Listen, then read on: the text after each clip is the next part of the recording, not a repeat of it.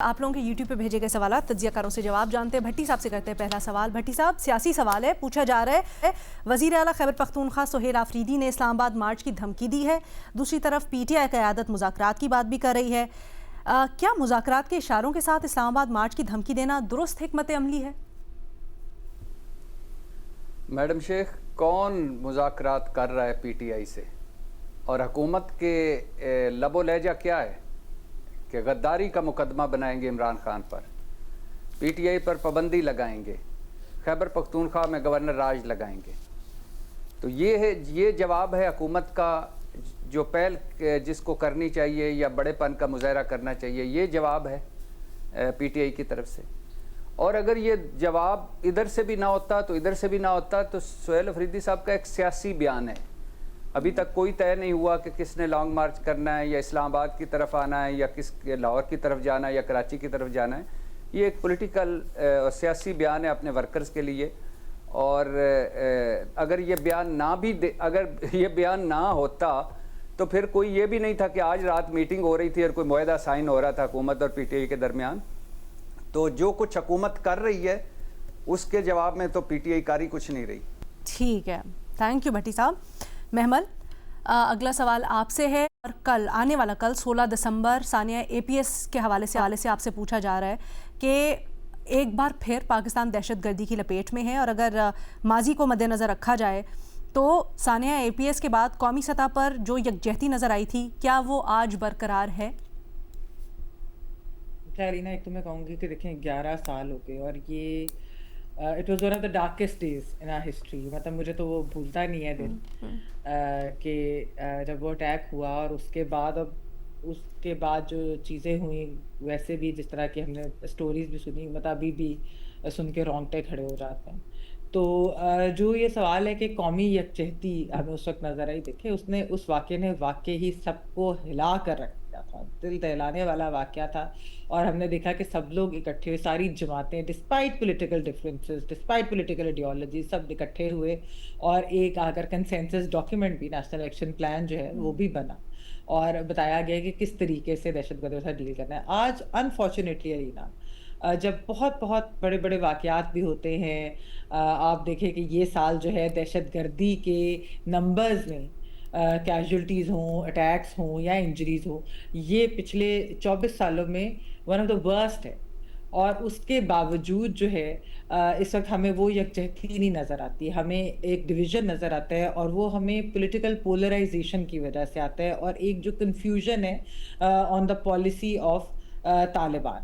تو میرے خیال میں بہت اہم ہے کہ ہم لوگ اپنے سارے جو بھی ہمارا سیاسی نظریہ ہو یا ڈفرینسز ہوں، اس کو سائیڈ پہ کر ایک اکٹھے ہو کر بیٹھنا چاہیے، پولیٹیکل پارٹیز ہوں، باقی ہوں، جس طرح علماء کا بھی ہم نے دیکھا کہ سب اکٹھے بیٹھ کر دہشت گردی کو نہ صرف یہ کنڈیم کریں بلکہ اس کے اوپر ایک پالیسی ہونی چاہیے۔ دیکھیں علینا، ہمیں یاد ہوگا، آپ کو کرائسٹ چرچ اٹیک یاد ہے کہ اس کے اندر کس طریقے سے یک زباں ہو کر جو ہے نیوزی لینڈ کی گورنمنٹ نے، اس وقت ان کے وزیر اعظم، ان لوگوں نے ایک پالیسی بھی بنائی تھی، اور کس طریقے سے ایک ہی طرح سے انہوں نے جو بات کی تھی، بڑی ہی وہ اسٹرانگ میسج دیتا ہے۔ تو یہ بہت ضروری ہے آج کل جس طرح سے دہشت گردی کے واقعات ہو رہے ہیں، ہمیں کوئی کنفیوژن نہیں ہونی چاہیے کہ ہمارے ساتھ کیا ہو رہا ہے اور کیوں ہو رہا ہے اور کون کر رہا ہے، اور ان کو کنڈیم بھی کرنا چاہیے اور اس کے اوپر ایک پراپر پالیسی اپنانی چاہیے۔ بہت شکریہ محمل۔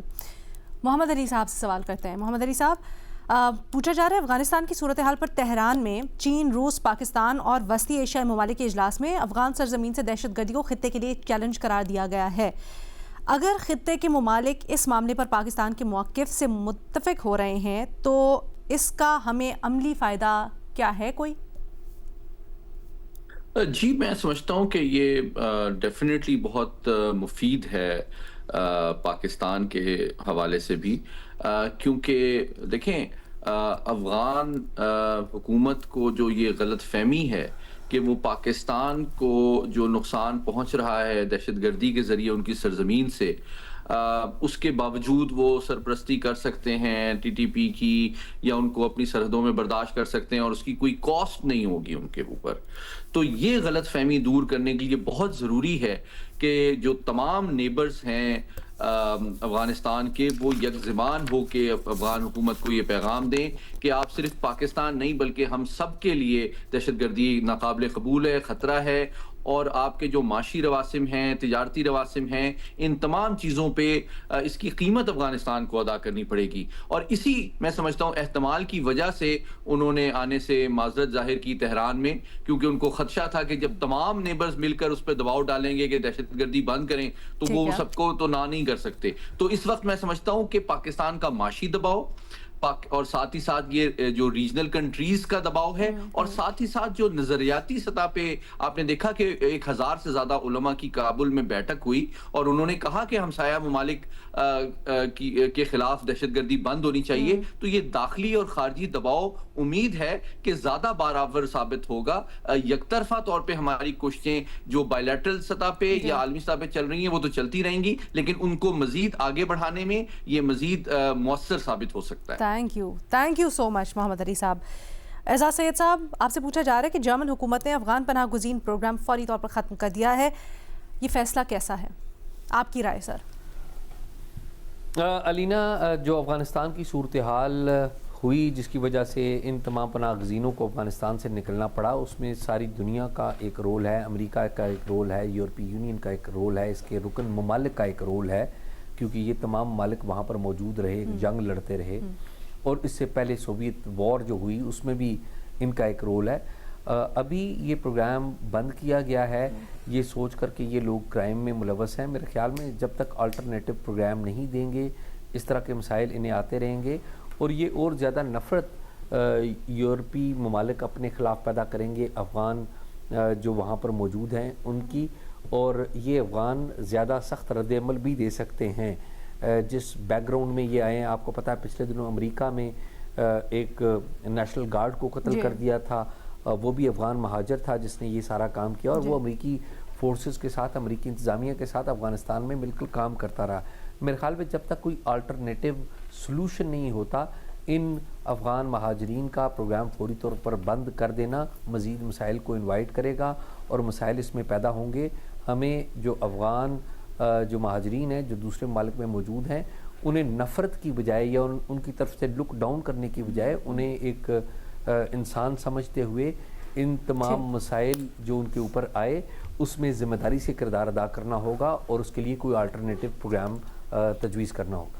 آلسو سر، اس کا ایک یہ پہلو بھی کہ افغانستان کیا تھوڑا سا انٹرسپیکشن کے لیے مجبور ہوگا، یا پھر پناہ گزینوں کا معاملہ ویسے ہی بڑا ٹرکی افغانستان کے لیے، وہ اس میں کوئی دباؤ نہیں لے گا؟ علینا، جو افغانستان میں طالبان کی حکومت ہے، اگر آپ یہ سمجھتی ہیں کہ وہ اس میں خود غور کریں گی کہ یہ کیا ہو رہا ہے، تو میرے خیال میں ایسا بالکل سوچنا بھی غلط ہے. کیونکہ یہ جو مہاجرین بیرون ممالک میں گئے ہیں یا یورپ میں گئے ہیں، طالبان انہیں پہلے ہی غدار قرار دیتے ہیں. وہ یہ سمجھتے ہیں کہ یہ وطن کے غدار ہیں جو وطن کو مشکل وقت میں چھوڑ کر چلے گئے ہیں. تو میرا نہیں خیال کہ اس اقدام سے افغانستان میں یا طالبان کی حکومت کے اوپر یا طالبان کی تھنکنگ کے اوپر یا پالیسی میکنگ کے اوپر کوئی اثر پڑے. ٹھیک ہے جی، بہت شکریہ اعزاز سید صاحب.